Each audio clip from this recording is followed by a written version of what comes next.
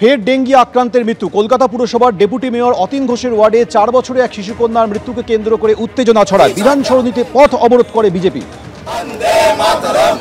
এর আগে হাতিবাগানেও বিজেপির তরফে বিক্ষোভ দেখানো হয়।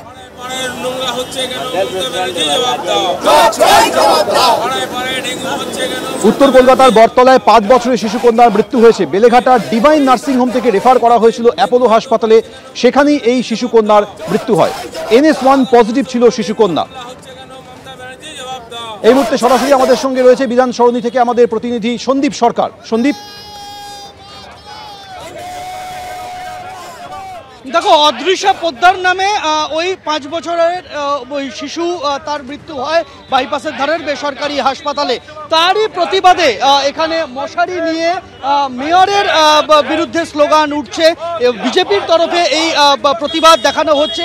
2 নম্বর বড় কলকাতা পুরসভার 2 নম্বর বড়, তার অন্তর্গত 11 নম্বর ওয়ার্ড, যে ওয়ার্ডের কাউন্সিলর এবং ডেপুটি মেয়র অতীন ঘোষ, তার যে বড় দুয়ে বিক্ষোভ দেখানো হচ্ছে বিজেপির তরফে। কিছুক্ষণের জন্য তারা পথ অবরোধ করেছিলেন, কেননা তারা এই বড় অফিসে গিয়ে তারা তাদের প্রতিবাদ জানাতে চান, কিন্তু তাদের ঢুকতে দেওয়া হয়নি বলে অভিযোগ। গেট বন্ধ করে রাখা হয় বড় দুয়ের। তার প্রতিবাদে কিছুক্ষণের জন্য পথ অবরোধ হয় এবং তারপরে তাদের 5 জন প্রতিনিধিকে ভেতরে যেতে দেওয়ার অনুমতি দেওয়া হয়েছে এবং তারপর এখনো লাগাতার এই বিক্ষোভ চলছে। এখানে রয়েছেন বিজেপির নেতৃত্ব। আপনাদের এই বিক্ষোভ কি ডেঙ্গি আক্রান্তের মৃত্যুর কারণে? একটি শিশু যে ডেঙ্গুতে মারা গেছেন তার বিরুদ্ধে সেখানে কর্পোরেশনের চূড়ান্ত গাফিলতি, এবং 11 নম্বর ওয়ার্ড অতীন ঘোষ, যিনি ডেপুটি মেয়র হেলথের MIC, তার ওয়ার্ডে হচ্ছে। তিনি কোথায়? তাকে দেখা যাচ্ছে না। যে বাচ্চাটি মারা গেছে, আমরা কোনো মৃত্যু নিয়ে রাজনীতি করতে চাই না, কিন্তু হেলথের MIC ডেপুটি মেয়রকে আমরা দেখতে চাইবো না। এবং তিনি তো নেই শুনছি, তিনি কোন ল্যান্ডে নাকি গেছেন, কোথায় একটা গেছেন, তিনি নেই এখানে। কিন্তু যে কোনো জায়গা থেকে আমার ফিরে আসা উচিত ছিল। এবং এখানে যেভাবে ডেঙ্গু এবং ম্যালেরিয়া পুরো উত্তর কলকাতা, মধ্য কলকাতা জুড়ে বেড়ে চলেছে, তাতে আমরা শঙ্কিত। এবং যেভাবে মানুষ আক্রান্ত হচ্ছেন এবং চূড়ান্ত গাফিলতি কলকাতা কর্পোরেশনের। আমরা দেখতে পাচ্ছি যে মশারি নিয়ে এইভাবেই বিক্ষোভ দেখানো হচ্ছে। ইতিমধ্যেই যেটা স্বাস্থ্য দপ্তর সূত্রে খবর, শুধুমাত্র কলকাতা পুরসভা এলাকায় চলতি মাসের মাঝামাঝি পর্যন্ত প্রায় 1000-এর কাছাকাছি ডেঙ্গি আক্রান্ত হয়েছেন। বেশ কয়েকজনের মৃত্যুর ঘটনার খবরও সামনে এসেছে। তারই প্রতিবাদে এই মুহূর্তে বিজেপির এই বিক্ষোভ হাতিবাগানে। ধন্যবাদ সন্দীপ।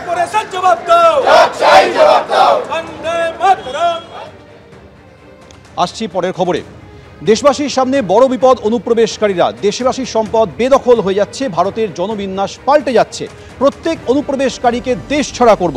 সর্দার বল্লভভাই প্যাটেলের 150তম জন্মজয়ন্তীতে হুঙ্কার প্রধানমন্ত্রী নরেন্দ্র মোদী।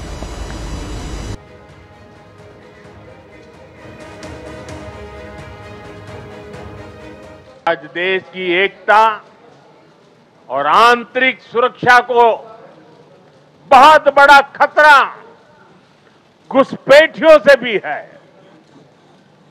देश के भीतर दशकों से विदेशी घुसपैठिए वो देशवासियों के संसाधनों पर कब्जा करते रहे, डेमोग्राफी का संतुलन बिगाड़ते रहे, देश की एकता दांव पर लगाते रहे। लेकिन पुरानी सरकारें इतनी बड़ी समस्या पर आंख मूंदे रही। वोट बैंक की राजनीति के लिए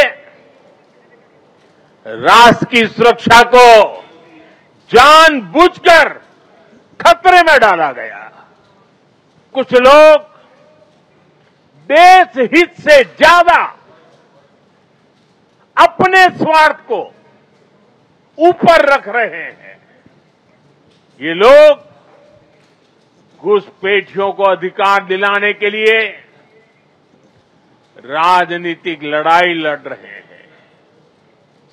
इनको लगता है कि देश एक बार टूट गया, आगे भी टूटता रहे, इनको कोई फर्क नहीं पड़ता। हम भारत में रह रहे हर घुसपैठिए को बाहर निकाल करके ही रहेंगे। প্রধানমন্ত্রীর এই হুঙ্কার নিয়ে তৃণমূল এবং বিজেপি কার কি প্রতিক্রিয়া শুনুন। যা যা হুঙ্কার দিয়েছেন আজ পর্যন্ত কোনটাই বাস্তবায়িত করতে পারেননি। আজ পর্যন্ত অনেকগুলো উদাহরণ দেওয়া যেতে পারে, অনেক হুঙ্কার দিয়েছেন, কোনোটাই করতে পারেননি। অনুপ্রবেশকারী যদি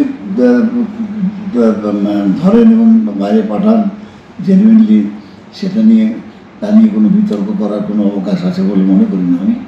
কিন্তু অনুপ্রবেশকারী বলে এরকমও তো দেখা গেল যে তাদেরকে পুশব্যাক করে দেওয়া হয়েছে বাংলাদেশে, তারা প্রমাণ দিয়ে আবার ফিরে এসছে ভারতবর্ষে। অতএব কোনো ভিন্ডিকটিভ আউটলুক নিয়ে যদি জাতিগত বা ধর্মগত সম্প্রদায়গত ব্যাপার নিয়ে যদি উনি ভিন্ডিকটিভ হয়তো কিছু করার চেষ্টা করেন, কোথায় কী করবেন জানি না।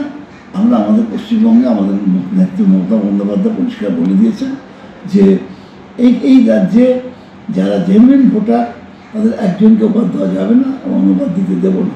দেখুন, মাননীয় প্রধানমন্ত্রী ডেমোগ্রাফির যে বিপদের কথা উল্লেখ করেছেন, এই বিপদ সবার, আমার আপনার সবার, বরঞ্চ নরেন্দ্র মোদীরই কম বিপদ, কারণ তার পরিবারও নেই। আগামী দিনে যখন এই ডেমোগ্রাফি পরিবর্তনের প্রভাব আমাদের দেশের উপরে পড়বে, তখন তার অন্ততপক্ষে উত্তরসূরি কেউ থাকবে না, মানে ব্যক্তিগত উত্তরসূরি, রাজনৈতিক উত্তরসূরি হয়তো আমরা থাকব। সেই জন্য এই ডেমোগ্রাফি পরিবর্তন, যে পরিবর্তন বায়োলজিক্যালি নট পসিবল বা জৈবিকভাবে হয়নি, পুরোটা কিছুটা অনুপ্রবেশের ফলে, কিছুটা তোষণ রাজনীতির ফলে হয়েছে, একে আটকানো অত্যন্ত দরকার। এবং সেই আটকানো এই জন্য দরকার ভারতকে বাঁচানোর জন্য। ভারত হচ্ছে বিশ্বের চেতনা। ভারত থাকলে পরে এখান থেকে পৃথিবীর চেতনাটা ঠিক থাকবে, নচেত সমস্ত কিছু ধ্বংস হয়ে যাবে।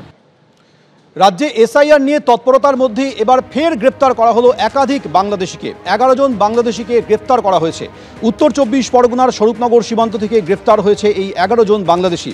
মুর্শিদাবাদ, কোচবিহারের পর স্বরূপনগর, ফের জালে বাংলাদেশি। ধৃত সন্দেহভাজন বাংলাদেশিদের মধ্যে 4 শিশু এবং 4 মহিলা আছে। স্বরূপনগর থানার তারালি সীমান্তে বিএসএফের হাতে পাকড়াও হয় এরা। ভারত বাংলাদেশ সীমান্ত পার হওয়ার সময় হাতে নাতে তাদের ধরা হয়। বাংলাদেশি বলে স্বীকার করেছে ধৃতরা বলে বিএসএফ সূত্রে দাবি। অবৈধভাবে ভারতে ঢুকে বিভিন্ন জায়গায় এরা কাজ করত বলে খবর। অবৈধভাবে বাংলাদেশে ঢোকার সময় বিএসএফের জালে। এসআইআর চালু হওয়াতে কি বাংলাদেশে ফেরার চেষ্টা করছিল এই 11 জন? প্রশ্ন উঠছে।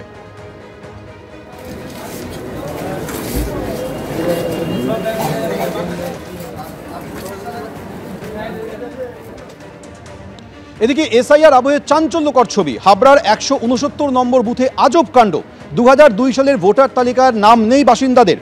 মালিপাড়া শিশু শিক্ষা কেন্দ্র এলাকার ঘটনায় চাঞ্চল্য তৈরি হয়েছে। ভোটার তালিকায় নাম না থাকায় চিন্তায় পড়ে গিয়েছেন গ্রামবাসীরা।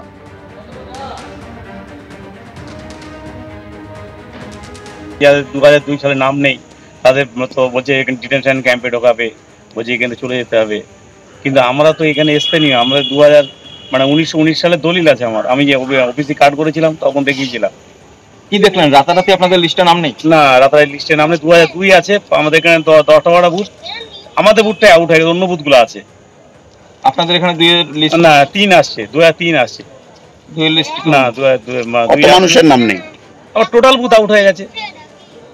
এত আলোচনা করারই দরকার নেই। যদি কোথাও ভুল হয়ে থাকে নির্বাচন কমিশনকে জানালে পরে নির্বাচন কমিশন ঠিক করে দেবে।